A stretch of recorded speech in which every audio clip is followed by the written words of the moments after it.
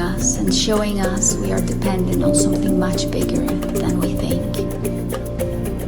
Thank you for making us appreciate the luxury we lived in, abundance of products, freedom, health, and realizing we were taking it for granted.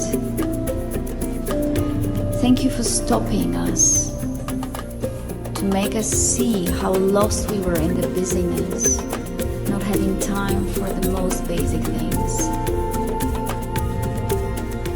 Thank you for allowing us to put aside all our problems we thought were so important and showing us what is actually important. Thank you for stopping the transport. The earth was begging us to look at the pollution for a very long time. We didn't listen.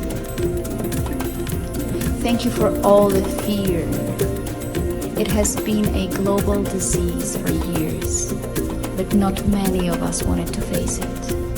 And now we have to face it and learn how to embrace it with love and with the support of our community. Thank you for this reevaluation of our lives. Thank you as we finally understand what it means that we are all connected. Thank you for the unity between all of us. We knew the world has to change. Thank you for helping us to undermine everything and giving us a chance to build a world